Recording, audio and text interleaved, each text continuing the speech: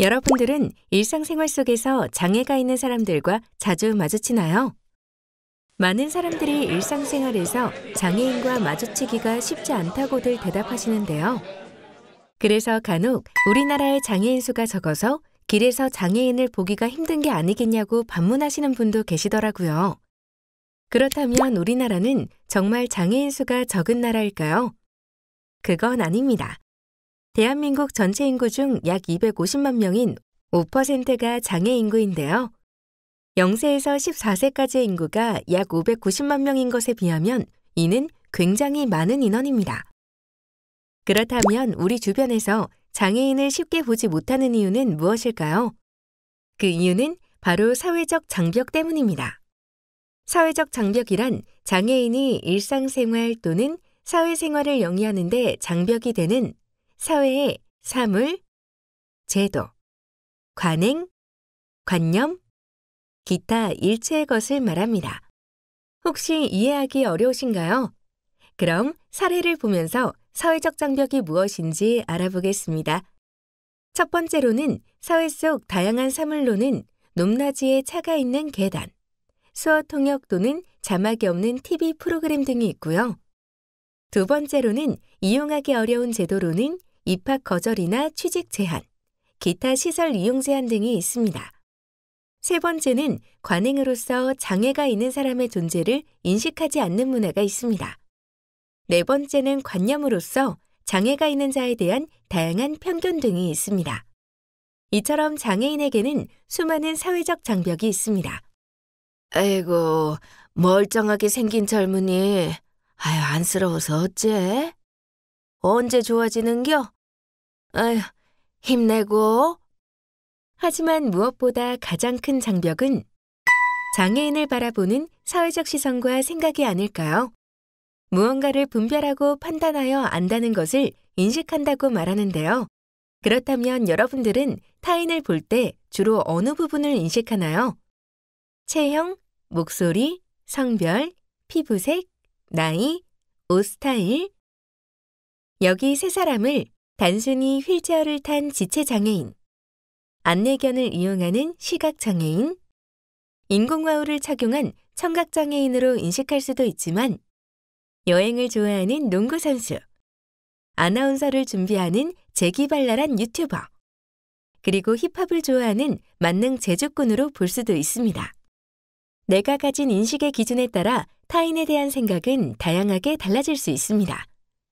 시대에 따라 특정 문화에 대한 인식도 계속해서 변화하기 마련입니다.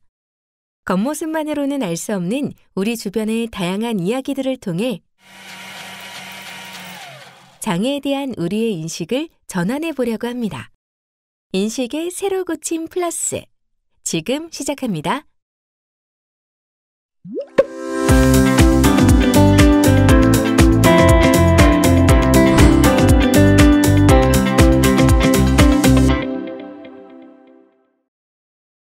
여러분, 장애란 무엇일까요? 국어 사전에는 어떤 사물의 진행을 가로막아 거치적거리게 하거나 충분한 기능을 하지 못하게 함, 또는 그런 일이라고 설명되어 있습니다. 그리고 장애인이란 신체 일부에 장애가 있거나 정신 능력이 원활하지 못해 일상생활이나 사회생활에서 어려움이 있는 사람이라고 설명되어 있습니다. 장애인 복지법에서도 앞에서 언급한 국어사전상 설명과 유사하게 장애인에 대해 정의하고 있습니다. 그런데 무언가 이상한 점이 느껴지지 않나요? 장애인의 장애가 단순히 개인의 신체적, 정신적 기능의 손상만으로 발생할까요? 여러분이 휠체어를 이용하여 이동 중인데 계단이 있는 음식점에 들어가야 한다고 가정해 보겠습니다.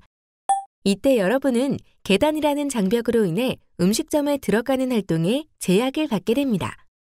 만약 음식점에 계단이 없거나 경사로가 놓여져 있다면 자유롭게 이동할 수 있겠죠. 또한 시각장애인이 가는 공간에 점자 블록이나 점자 안내문이 잘 부착되어 있다면 더욱 원활하게 사회활동에 참여할 수 있을 것입니다. 장애에 대한 개념은 개인적인 관점뿐만 아니라 사회적인 관점도 중요하게 고려되어야 하는데요. 장애로 인해 발생하는 어려움을 개인이 장애를 가지고 있기 때문이라는 개인적 책임에서 사회적 환경의 부족으로 보는 사회적 책임이 있다는 것으로도 이해할 수 있어야 합니다. 앞의 예시를 활용해 보면 개인적 관점은 당신이 휠체어를 타기 때문에 이 계단을 오를 수 없어요 라고 하는 것이고, 사회적 관점은 이 건물에 경사로가 없기 때문에 식당에 들어가기가 어려워요 라고 하는 것입니다. 그렇다면 외국에서는 장애를 어떻게 정의하고 있을까요? 세계보건기구는 국제기능장애 건강분류를 통해 장애에 대해 개인적 요인과 더불어 환경적 요인을 포함할 것을 권고하고 있는데요. 장애를 구분할 때 한 사람의 신체적, 정신적 장애뿐만 아니라 사회적 활동과 참여를 제한하는 환경적 요인들도 고려된다는 것을 말하고 있습니다.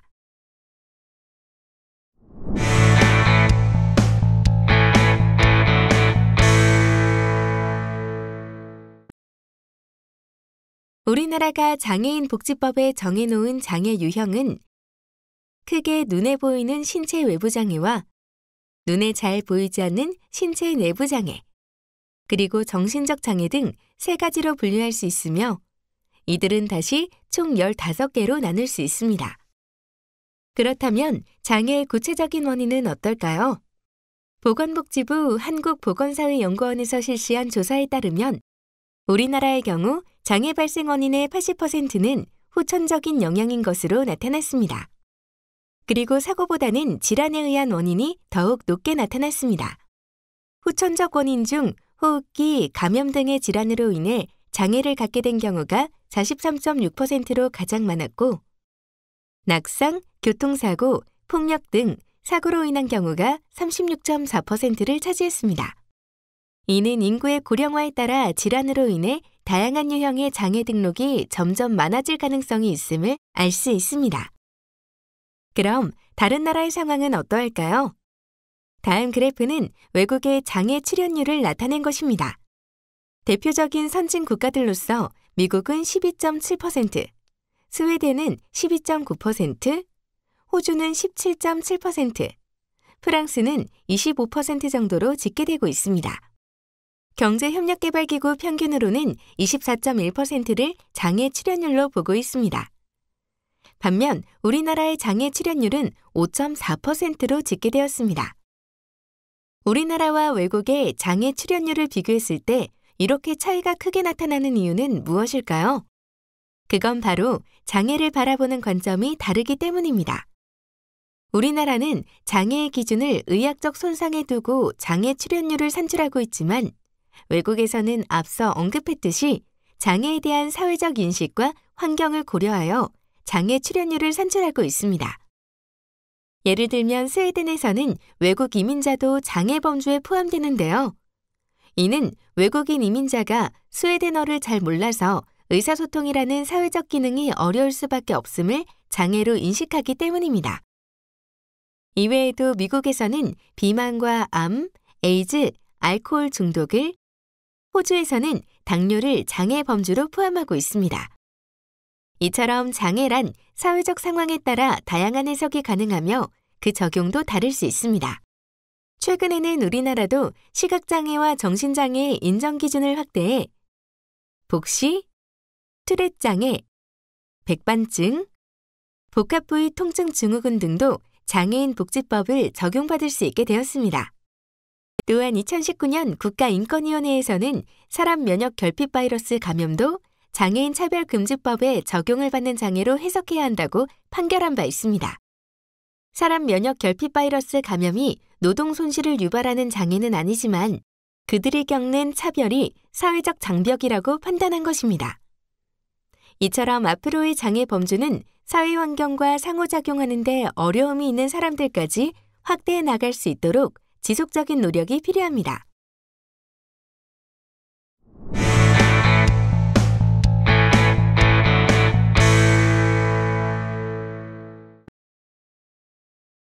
지금까지 학습한 내용을 토대로 장애인에 대해 새롭게 정의해보면 장애인이란 신체적, 정신적 장애와 다양한 사회적 환경과의 상호작용으로 인해 일상생활이나 사회생활에서 실질적으로 참여에 제약을 받는 자를 말합니다. 즉, 기존의 장애인의 정의에 포함되었던 신체적, 정신적, 지적, 감각적 손상이라는 의료적 모델과 더불어 다양한 사회적 환경들과의 상호작용으로 인해 다른 사람들과 동등하게 사회에 참여하는 것이 저해된다는 사회적 모델 개념이 모두 포함되어야 할 것입니다. 물론 현재 법에 명시된 장애인의 정의는 앞에서 언급한 내용과 같지 않습니다. 하지만 앞으로 장애를 정의할 때 장애의 원인을 개인적 관점뿐만 아니라 사회적 관점이 고려될 수 있도록 변화되기를 기대해 봅니다.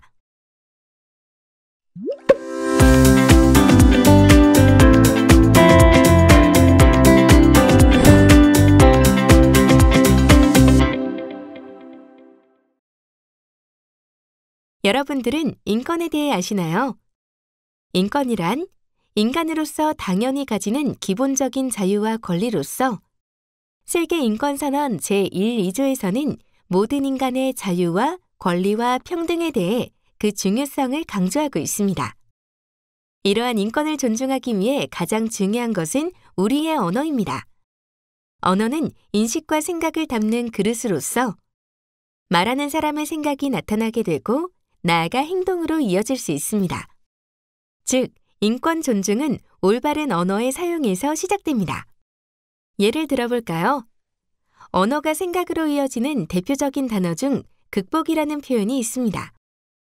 해당 표현은 장애와 질병을 구분하지 못하거나 장애를 극복하지 않으면 안 되는 부정적인 요소라 전제하기 때문입니다.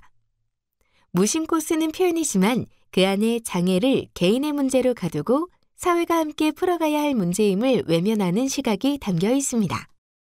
여기서 질문, 그렇다면 장애인의 반대말은 무엇일까요? 이 질문에 일반인 또는 정상인이라고 답하시는 분이 많은데요. 정상인이라는 말이 옳다고 생각할 수 있지만 정상인에 반대되는 말은 비정상인이기에 장애인이 정상적이지 못하다는 의미로 받아들여질 수 있습니다. 그래서 장애인의 반대말은 일반인, 정상인이 아니라 비장애인으로 표현하는 것이 좋습니다. 이외에도 일상에서 나도 모르게 잘못 사용하는 단어들이 많이 있습니다. 어떤 표현들은 장애를 비하하는 의미가 들어가 있기도 합니다. 장애 관련 표현 중에 부정적인 표현을 조심하고 올바른 표현이 무엇인지 꼭 기억해 주세요. 언어적 관점에서 장애인의 인권을 이야기할 때 필요한 것이 바로 장애 감수성이라는 개념입니다. 장애 감수성이란 장애인들이 겪는 여러 가지 경험을 장애 당사자의 관점에서 이해하고자 노력하는 태도를 말하는데요. 특정 현상이 장애 차별적이지는 않은지, 특정 용어가 장애 차별적 의미를 담고 있진 않았는지, 이런 질문들을 계속 던져본다면 자연스럽게 풍부해진 장애 감수성을 느낄 수 있을 것입니다. 상대방의 입장에서 생각하는 언어의 습관을 길러보는 건 어떨까요?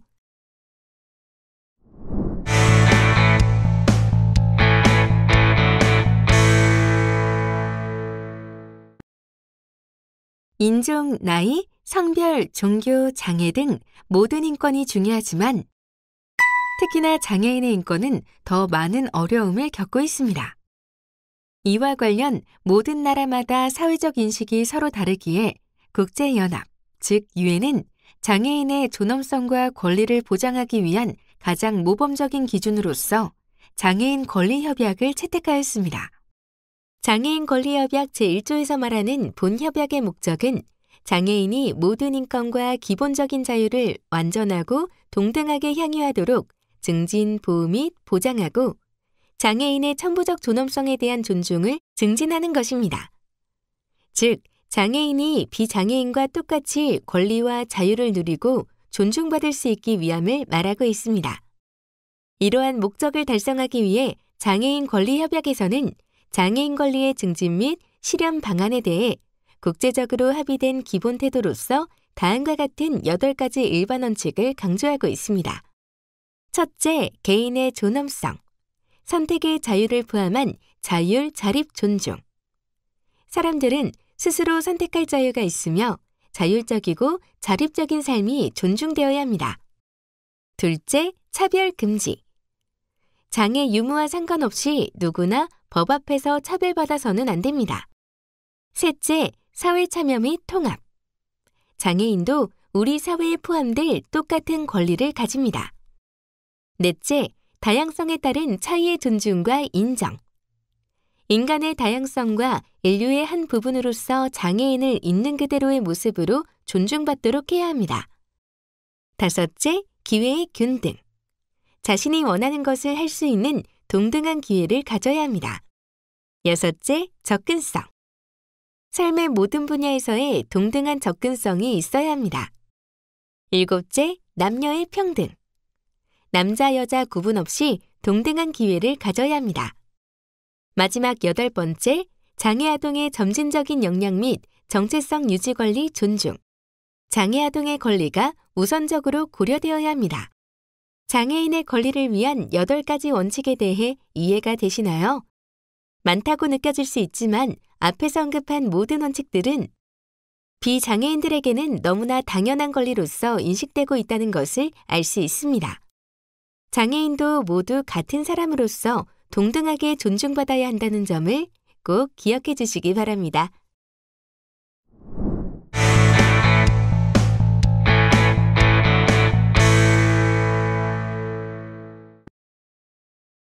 앞서 인권이란 인간으로서 가질 수 있는 권리라고 했습니다.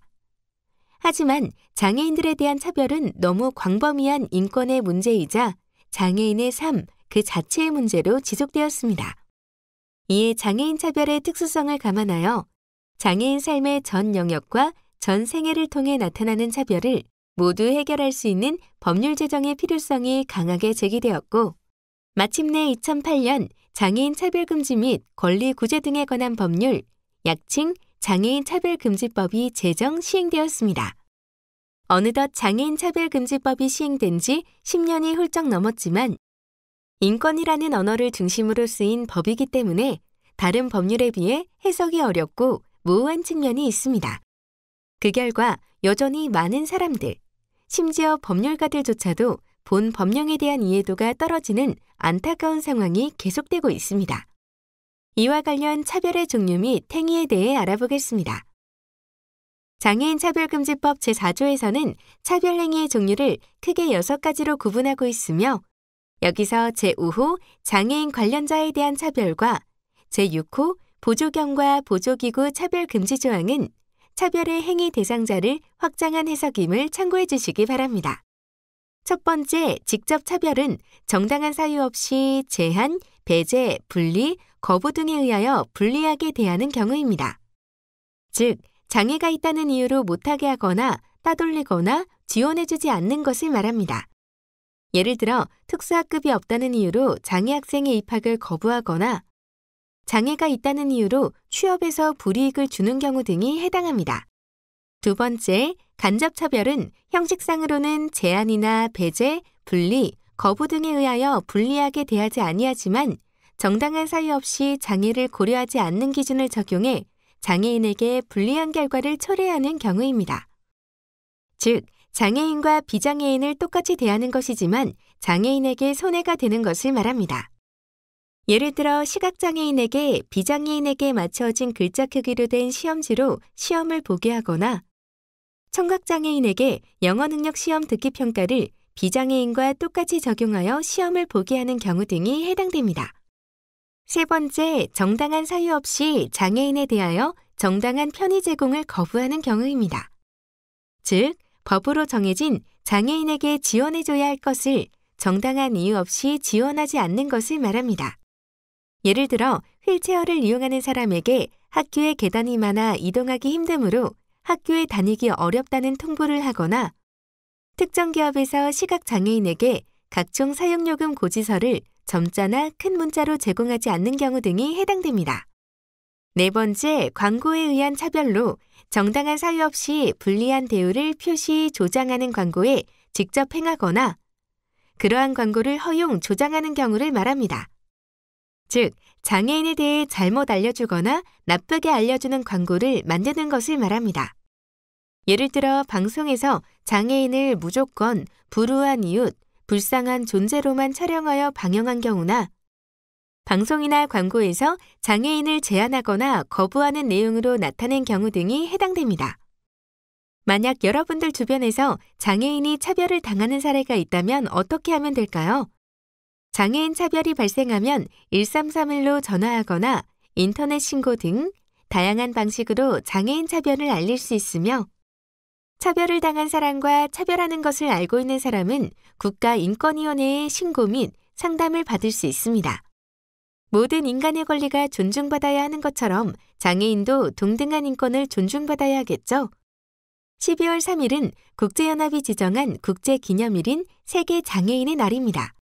장애인의 재활과 복지의 상태를 점검하고 장애인 문제에 대한 이해 촉진 및 장애인이 더욱 사람다운 생활을 할 수 있는 권리와 보조수단의 확보를 목적으로 하는 기념일입니다.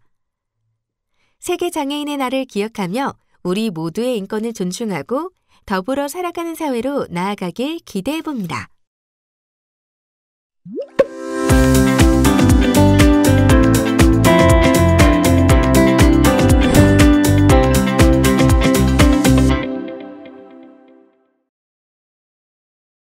해마다 날이 좀 쌀쌀해지기 시작하면 찾아오는 반갑지 않은 손님이 있습니다. 바로 조류 인플루엔자 AI인데요. 혹시 그거 아시나요? 오리, 닭과 같이 가금류의 경우 조류 인플루엔자가 발생했을 때 집단 폐사하지만 이곳저곳을 이동하며 살아가는 철새들은 가벼운 감기 정도로 지나가는 경우가 많다고 합니다. 이러한 차이의 이유는 철새들이 생물학적 다양성을 가졌기 때문입니다. 이번에는 화면 속 작품을 봐주세요. 무엇을 그린 걸까요? 흔히 인종에 대해 이야기할 때 피부색을 강조합니다. 그렇다면 전 세계 사람들을 흑인, 백인, 황인 이 세 가지로 구분할 수 있을까요? 당연히 어렵습니다.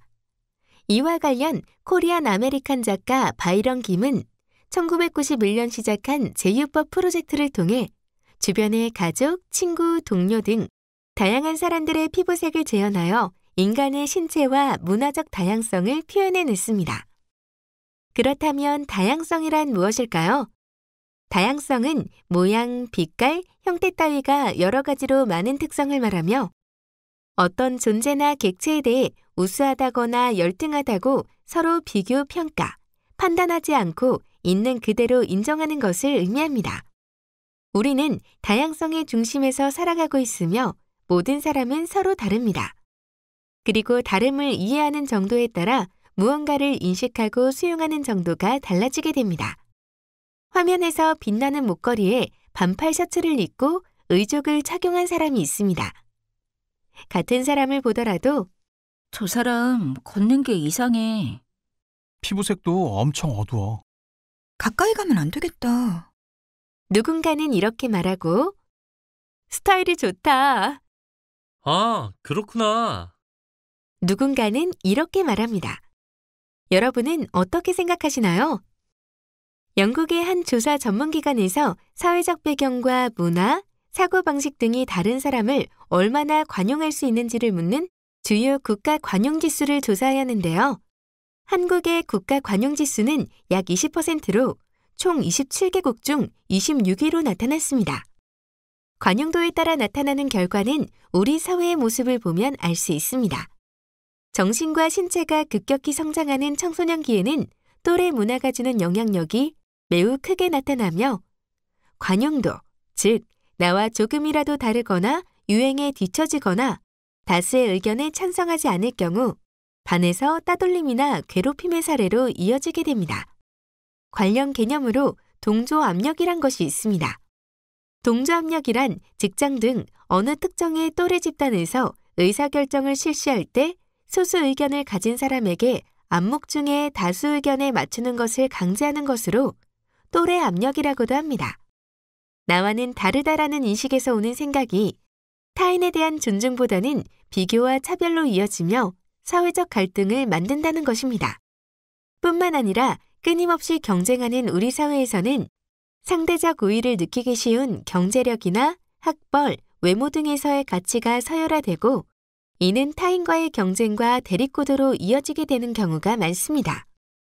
2022년 세계 행복보고서에 따르면 한국의 국가 행복순위는 146개국 가운데 59위로 나타났습니다.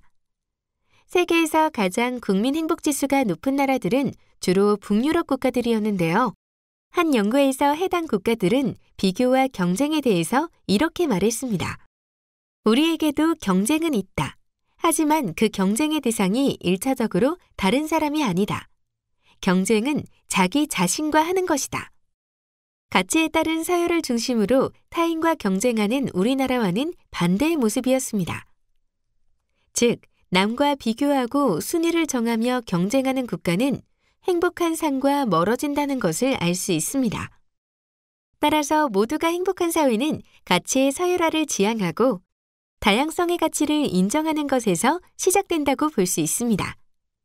누구나 소수 집단에 속할 수 있으며 나도 누군가에겐 다른 사람이기에 타인의 다양성을 존중하고 인정하는 것은 나에 대한 존중으로 이어지게 됩니다.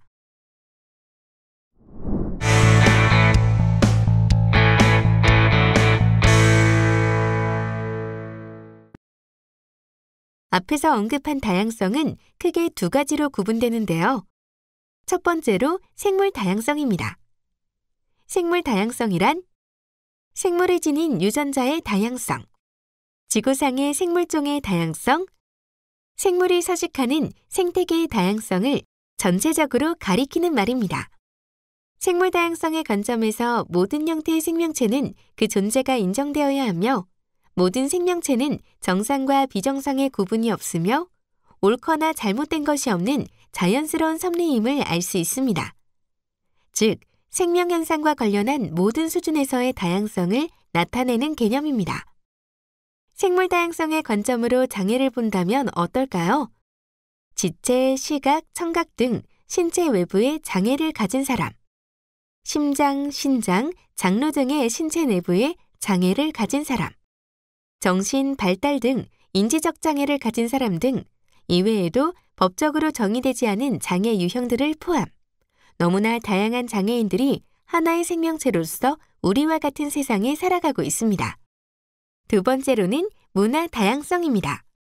문화 다양성이란 언어, 인종, 지역, 전통, 종교 등 각각의 사회와 집단이 가지고 있는 모든 문화적 차이를 의미하며 서로 다른 생각과 표현의 차이를 이해하고 존중함으로써 다양함이 공존하는 풍요로운 사회를 이루고자 하는 정신이자 실천을 뜻합니다. 문화 다양성의 관점으로 장애를 본다면 어떨까요?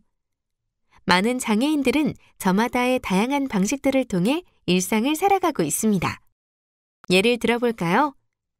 여러분 앞에는 의자에 앉아 눈을 감고 있는 한 사람이 있습니다. 그 사람을 보고 사람들은 말합니다. 저 사람은 휠체어를 타고 있네. 다리가 잘 움직이지 않나 봐. 역동적인 스포츠는 어렵겠지? 힘들겠다. 하지만 이러한 우려와는 달리 이 사람은 휠체어를 사용하고 있는 지체 장애인으로서 목발, 휠체어 등을 통해 일상 속에서 다양한 생활을 누리고 있습니다. 그럼 저 사람은 어때? 눈이 잘 보이지 않나 봐. 화려한 액션 영화는 보지 못할 거야. 불편하겠다. 하지만 이러한 생각과는 달리 이 사람은 흰 지팡이를 사용하고 있는 시각 장애인으로서 화면 해설 방송, 흰 지팡이, 안내견 등을 통해 일상 속에서 다양한 생활을 누리고 있습니다. 저 사람은 귀가 잘 들리지 않나 봐. 음악을 듣고 춤을 출 수 있을까? 안타깝다. 이러한 걱정과는 달리 이 사람은 인공와우를 사용하고 있는 청각 장애인으로서 보청기, 인공와우 등을 통해 일상 속에서 다양한 생활을 누리고 있습니다. 누군가는 휠체어를 통해 스포츠를 즐기기도 하고 화면 해설 방송을 통해 영화를 관람하기도 하고 인공와우를 통해 음악을 듣고 즐기기도 합니다. 이처럼 문화를 즐기는 방식이 다를 뿐 장애인도 한 사람으로서 삶을 살아가고 있으며 모두 각기 다양한 방식으로 일상을 즐기고 세상을 인식하고 있다라는 것입니다. 그러므로 장애를 다양성의 하나로서 존중하기 위해 가장 중요한 것은 장애인을 다양한 특성과 성격을 가진 한 사람으로 바라보는 인식의 전환이 무엇보다 중요합니다.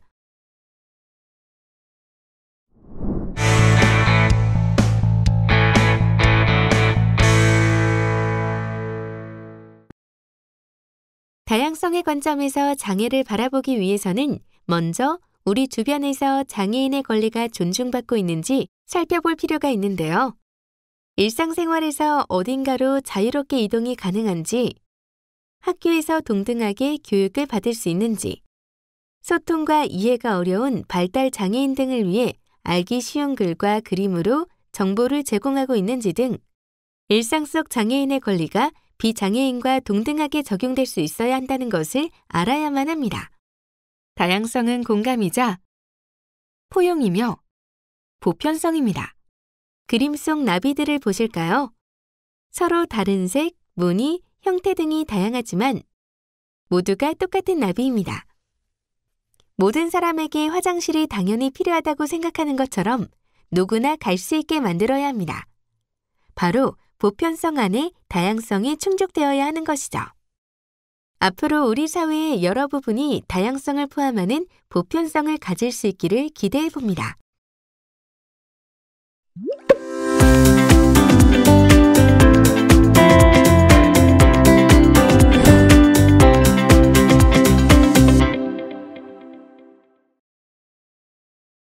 여러분들 눈앞에 휠체어를 이용하는 장애인이 고궁에 가려고 합니다. 어떤 방법으로 갈 수 있을까요? 첫 번째, 시설 또는 복지관의 프로그램을 통해서 가는 방법. 두 번째, 이동하는 데 도움을 줄 수 있는 누군가와 함께 가는 방법. 세 번째, 가상현실을 통해 간접적으로 체험을 하는 방법. 그리고 네 번째, 장애 당사자가 독립적인 이동이 편리하게 되어 있는 장소로 가는 방법. 이 네 가지 중 장애인이 가장 원하는 방식은 무엇일까요? 바로 4번, 장애인의 이동이 편리하게 되어 있는 고궁으로 가는 방법을 가장 선호한다고 합니다. 그 이유를 살펴보면 첫 번째, 복지관 등에서 제공하는 단체 관광. 어떨까요? 단체로 이동하게 되니 내가 원하는 시간과 장소 등을 선택하는데 제한이 있습니다.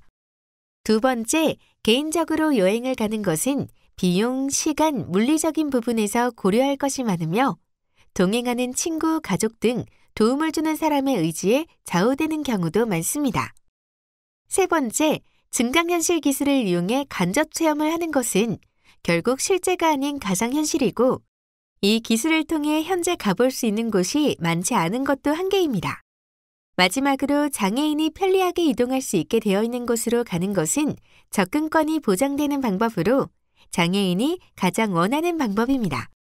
모든 방법에는 서로 다른 장단점이 있지만 마지막 방법이 장애인 당사자의 자율적인 삶을 위해 가장 좋은 방법이라고 할 수 있습니다.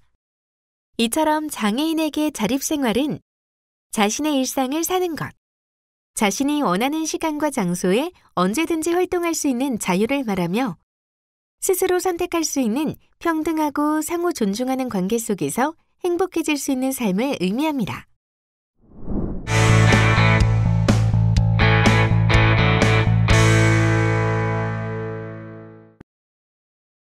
자, 이번에는 자립생활에 대해 OX 퀴즈로 살펴보겠습니다. 우리가 가지고 있을지도 모르는 자립생활에 대한 오해와 진실은 무엇이 있을까요? 첫 번째 질문, 자립생활은 오로지 혼자의 힘으로 살아가는 것이다. 정답은 X입니다. 모든 사회 구성원은 서로 상호관계 속에서 살아갑니다. 자립생활은 혼자 힘으로 살아가는 것이 아니라 필요한 도움을 받으면서 살아가는 것입니다. 두 번째 질문, 장애인이 자립적인 생활을 하기에 지역사회는 위험하다? 정답은 O입니다. 자립생활하기에 지역사회가 여전히 위험한 것은 사실입니다. 장애인에게 적합한 시설이나 지원이 충분하지 못하고 장애인은 의존적이라는 사회적 인식이 여전하기 때문입니다. 장애인도 안전하게 활동할 수 있는 사회를 만들기 위해서 모두의 노력이 필요합니다. 여기서 질문, 여러분 눈앞에 학교에 다니는 장애 학생이 있습니다. 이 학생은 등하교를 위해 마을버스를 타는 것이 좋을까요? 아니면 통학용 노란 버스를 타는 것이 좋을까요? 마을버스를 탈 경우 어디에서 몇 번 버스를 타야 하는지, 내릴 곳을 놓치면 어떻게 해야 할지 등 다양한 선택의 어려움들이 잠재되어 있을 거예요. 반면에 통학용 노란 버스를 탈 경우 위와 같은 어려움이 많이 사라질 수 있습니다. 하지만 모든 사람이 자신이 원하는 것을 자유롭게 선택하듯이 장애인에게도 다소 어려움이 있더라도 마을버스를 탈지 노란 버스를 탈지 선택할 수 있는 권리가 필요합니다. 장애인의 자립적인 삶을 위해서 무조건적으로 마을버스의 어려움을 피하는 것보다는 위험과 맞서며 성장할 수 있게 우리의 인식과 사회의 안전망이 바뀌어야 하는 것은 아닐까요? 일본 도쿄대 당사자 연구팀의 구마가야 신이치로 교수는 자립에 대해 자립은 의존하지 않는 게 아니라 의존할 것을 선택할 수 있는 것이라고 했습니다. 또한 장애의 다양한 환경을 정의한 마이클 올리버는 자립이란 자신이 스스로 서비스를 선택하여 결정하고 관리할 수 있는 것이라고 했습니다. 즉, 자립한다는 것은 의존할 것을 선택할 수 있는 자기 결정권을 가지고 스스로 선택하고 삶을 통제할 수 있는 것입니다.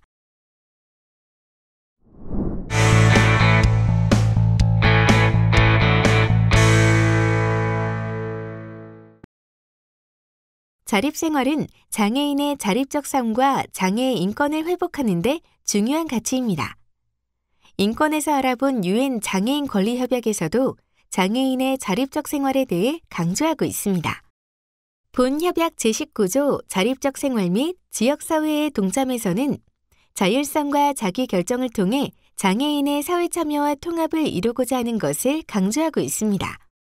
좀 더 자세히 살펴보면 해당 조항에서는 통합과 참여라는 단어가 적혀 있으며 당사국 정부가 취해야 할 조치에 대해 언급했습니다. 그러므로 장애인이라고 무조건 시설에서 살아야 하는 것이 아니라 스스로 자신이 원하는 집에서 원하는 사람과 살 권리가 있다는 것입니다. 또한 장애인복지법 제53조에서는 국가와 지방자치단체로 하여금 장애인의 자기 결정에 의한 자립생활을 지원하도록 규정하고 있습니다. 이에 따라 국가와 지방자치단체는 활동 보조 서비스, 장애인 보조기구 제공, 각종 편의 및 정보 제공 등의 사업을 실시하고 있습니다. 그리고 장애인복지법 제60조의 4에는 시설 이용자의 사생활 및 자기 결정권의 보장을 위하여 시설 운영자가 노력해야 하는 의무에 대해 이야기하고 있는데요. 이에 따라 시설에서 이용자의 사생활 보호를 위해 개인 사물함을 갖게 하는 등의 노력이 이루어지고 있으나 시설이라는 공간 자체가 인권적인 공간이기 어렵기 때문에 시설에서 벗어나기 위한 탈시설 운동이 전개되고 있습니다. 이제부터는 자립생활을 지원하는 제도에 대해 알아볼까요? 자립생활을 지원하는 대표적인 제도로는 활동지원 서비스가 있습니다. 활동지원 서비스란 장애인 활동지원 제도에 의해 제공되는 서비스를 말하는데요. 장애인 활동지원 제도에 따라 혼자서 일상생활과 사회생활이 어려운 장애인에게 활동지원사 등이 가정을 방문하여 식사보조, 세면도움 등 신체활동과 청소, 세탁 등 가사활동, 외출 지원 등 활동보조 서비스가 이루어집니다. 장애인을 위한 다양한 제도와 서비스들이 있지만 활동지원 서비스는 장애인의 자율과 자립을 위해 그 무엇보다도 중요한 역할을 하고 있습니다.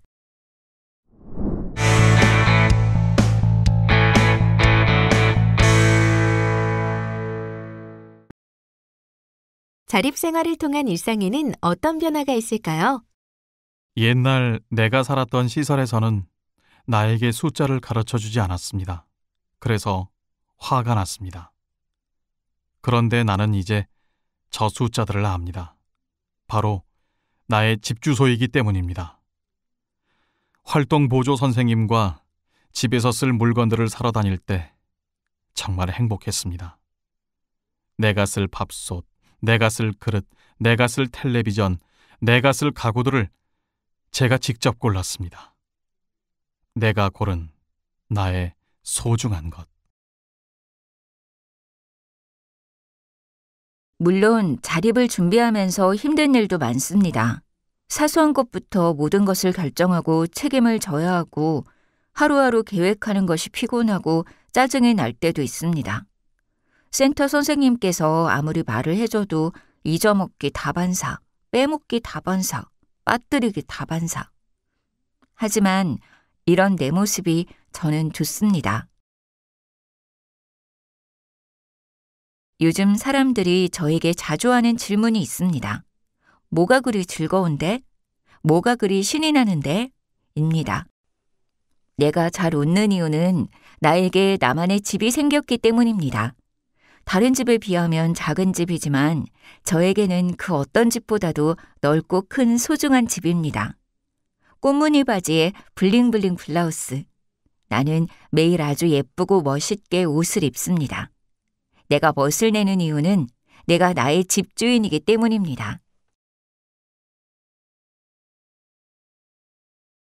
만약 내가 자립을 하지 않았다면 이런 즐거운 일도 없었겠죠. 아름다운 밤바다도 구경을 못했을 겁니다.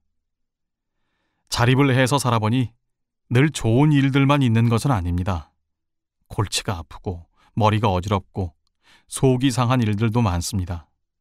하지만 웃는 일이 더 많고 가고 싶은 곳을 마음대로 갑니다. 그리고 아침에 활동보조 선생님이 오시면 친구들을 만나러 센터에 가자고 재촉해서 센터로 달려갑니다. 이렇게 하루가 시작되면 갈 곳이 있고 가고 싶은 곳을 갈 수 있다는 것이 얼마나 행복한 일인지는 아무도 모를 겁니다. 마지막으로 주디스 휴먼의 이야기를 인용하면서 마무리하겠습니다. 주디스 휴먼은 1970년대의 재활법 투쟁부터 1990년 미국 장애인법 제정에 이르기까지 수많은 노력을 통해 미국 장애계에 큰 변화를 이룬 여성 장애인 활동가입니다. 장애인의 자립생활을 위해 바뀌어야 할 것은 장애인 자신이 아니라 지역사회입니다. 지역사회는 아직 장애인과 함께 살아갈 준비가 되어 있지 못합니다. 주디스 휴먼의 말처럼 지역사회는 유니버설 디자인을 하고 활동 보조인을 지원하고 고용 방식을 바꾸어 장애인은 물론 모두가 살고 싶은 마을과 도시로 바꿔야 합니다. 우리가 가진 생각의 변화가 세상을 바꿀 수 있습니다.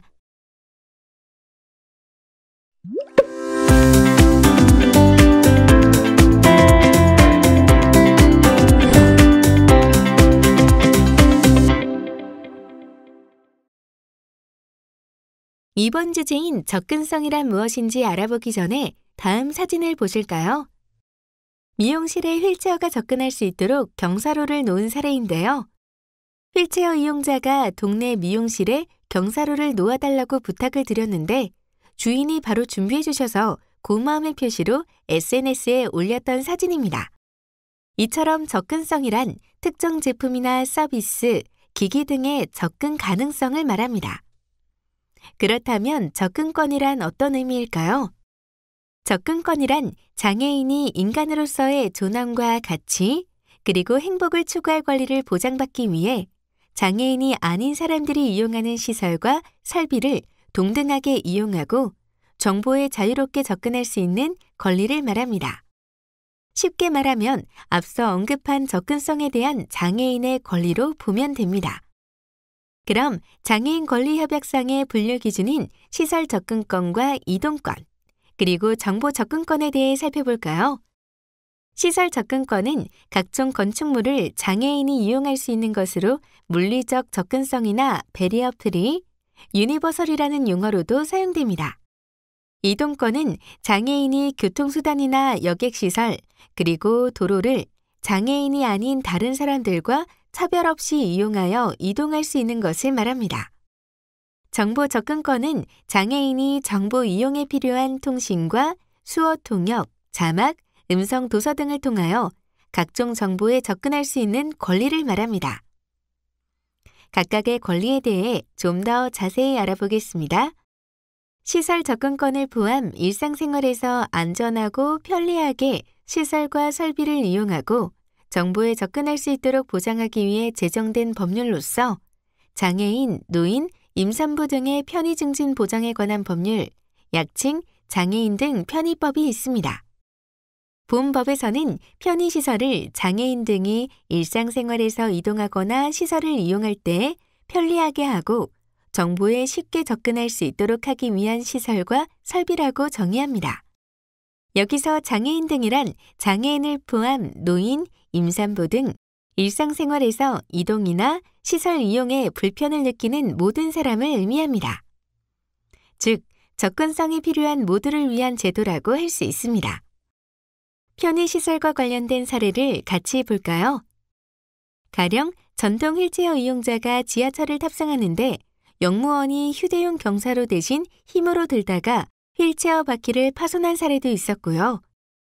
휠체어 리프트가 고장났는데 고장 안내문에 수리 일정이나 연락처가 기재되어 있지 않았던 경우도 있었습니다. 만약 지하철역에 승강장 안전발판이 잘 준비되어 있었다면 어땠을까요? 휠체어 리프트가 고장났을 때 고장 및 대처 안내문이 잘 적혀 있었다면 어땠을까요? 장애인이 편의시설을 이용하는 데 겪는 불편함이 줄어들 수 있지 않았을까요? 다른 사례를 볼까요? 왼쪽 사진은 휠체어를 탄 장애인이 지하철 엘리베이터를 타지 못하고 수십 분씩 기다리는 모습을 포착한 사진입니다. 오른쪽 사진은 비장애인 차량이 장애인 주차구역에 주차하여 불편함을 겪는 사진입니다. 앞에서 언급하였듯 올바른 편의시설을 지원하고 개선하는 것도 중요하지만 모두가 자유롭게 접근할 수 있어야 한다는 선진 시민으로서의 의식을 고려하는 것이 무엇보다 중요합니다. 다음은 이동권입니다. 이동권이란 장애인이 비장애인과 차별 없이 교통수단, 여객시설 및 도로를 이용하여 이동할 수 있는 권리입니다.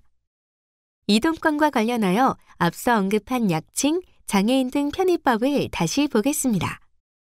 본 법에서는 편의시설을 장애인 등이 일상생활에서 이동하거나 시설을 이용할 때 편리하게 하고 정보에 쉽게 접근할 수 있도록 하기 위한 시설과 설비로 정의하고 있다고 설명드렸는데요. 여기서 이동이라는 용어가 가장 먼저 나온 것에 주목해야 합니다.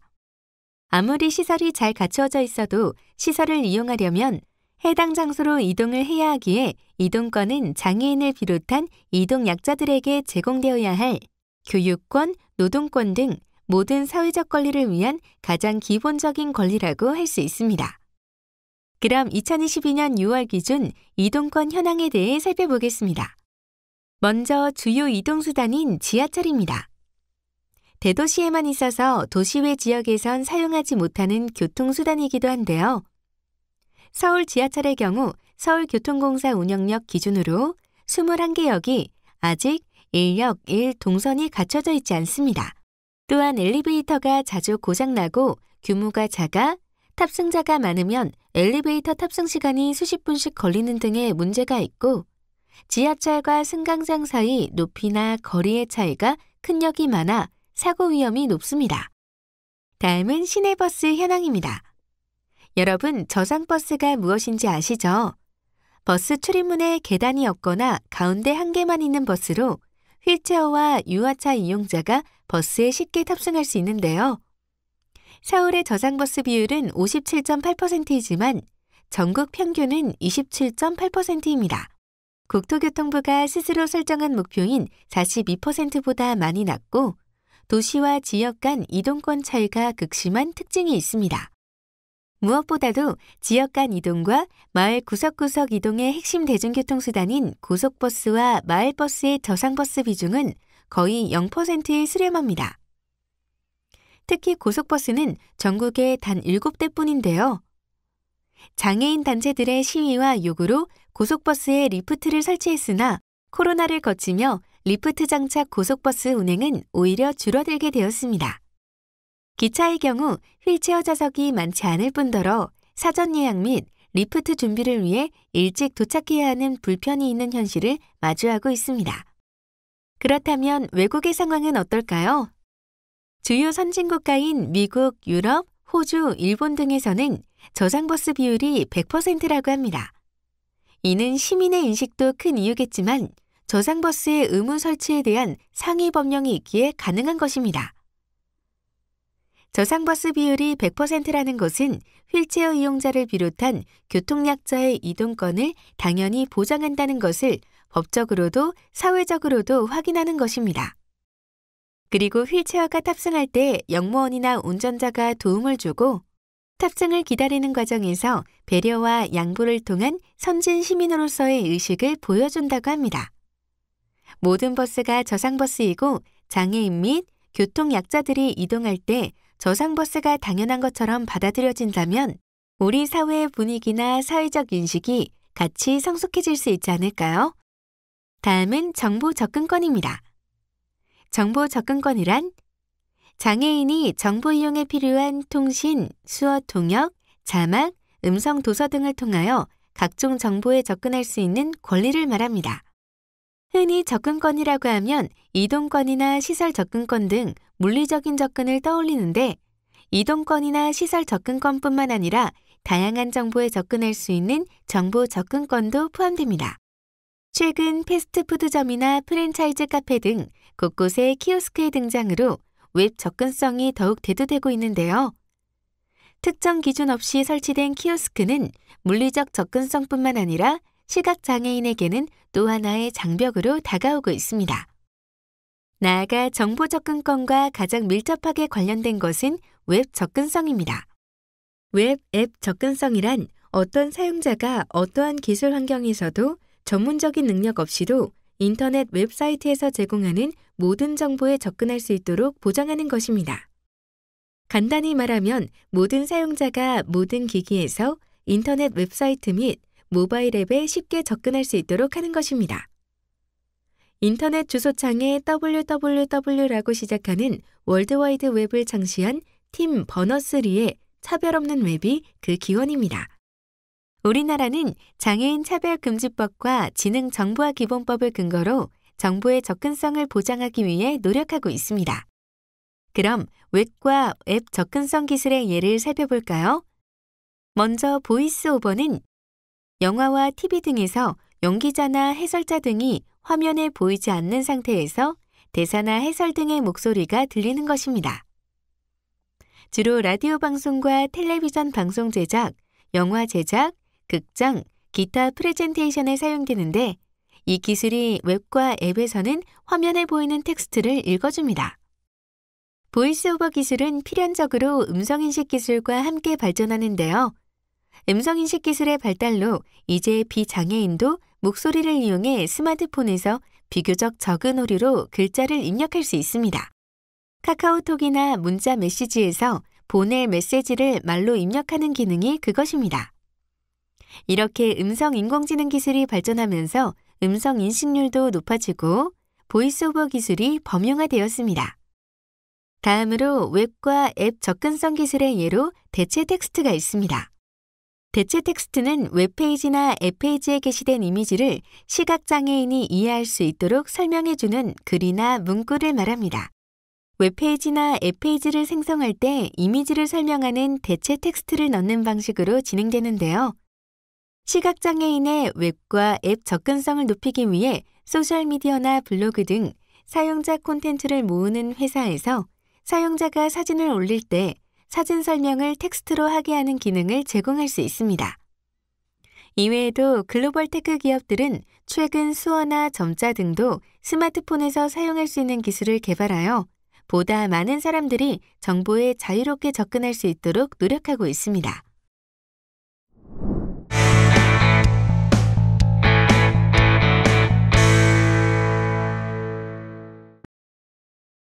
자, 지금까지 접근성의 개념에 대해 살펴봤는데요.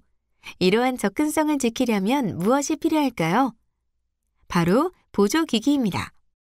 보조기기란 장애인들의 이동이나 소통, 생활 편의를 위해 사용되는 제품을 의미합니다. 장애인의 보조기기라 하면 흔히 밖에서 볼 수 있는 휠체어나 목발, 의족과 우수 등을 떠올리는 경우가 많습니다. 이는 이동을 위한 보조기기이고요. 이외에도 장애의 종류와 정도에 따라 여러 종류의 보조기기를 활용합니다. 예를 들어 입력된 글자를 점자로 변환하여 읽어주는 점자정보 단말기나 전기자극을 통해 청력을 지원해주는 인공와우 등 다양한 보조기기가 필요할 수 있습니다. 그럼 좀 더 명확한 보조기기의 정의를 알아봅시다.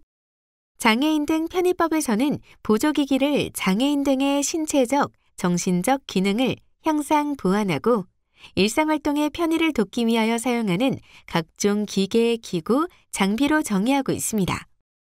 한국보건사회연구원 통계자료에 따르면 1년에 장애인이 쓰는 장애 비용은 127만 원에 달한다고 합니다. 장애 비용 중에는 여러 가지가 포함되어 있지만 그중 보조기기도 포함되어 있습니다. 원칙적으로 보조기기 중 상당수는 개인별로 몸에 맞게 제작되어야 하므로 비용이 높을 수밖에 없습니다.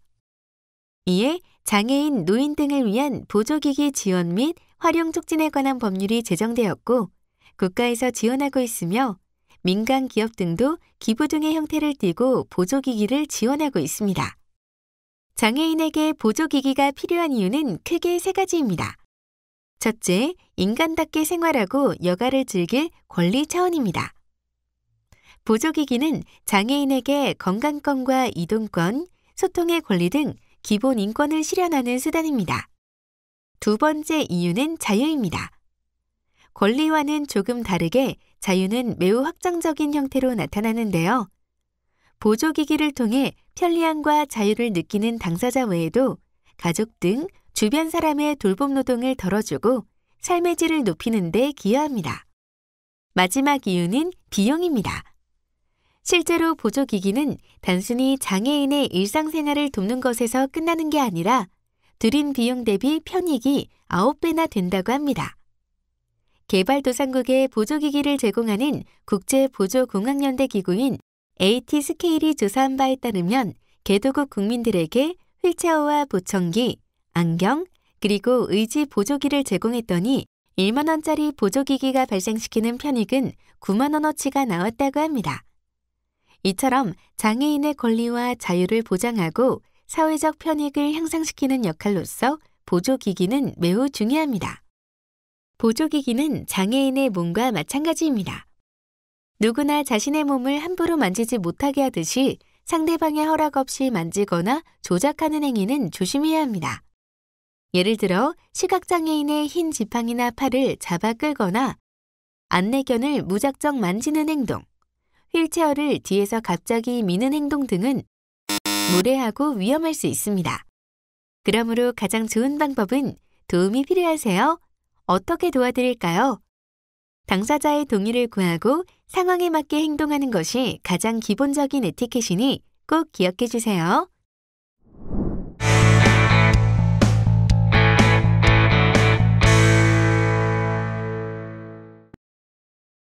접근성 이동권의 확대와 함께 베리어 프리와 유니버설 디자인이라는 개념이 도입되었습니다. 먼저 베리어 프리에 대해 알아보겠습니다. 베리어 프리는 장애물 없는 생활 환경이란 뜻으로 어린이와 노인, 장애인, 임산부뿐만 아니라 일시적 장애인 등이 개별 시설물과 지역을 접근하거나 이용, 그리고 이동함에 있어 불편을 느끼지 않도록 계획하고 설계하며 시공되는 것을 의미합니다. 특히 장애인 등 편의 증진법처럼 베리어 프리에서도 이미 법적 정의 대상이 장애인을 비롯하여 어린이와 노인, 임산부 등이 포함되어 있으며 일시적 장애인 또한 포함된 것에 주목할 필요가 있습니다. 그렇다면 유니버설 디자인이란 무엇일까요?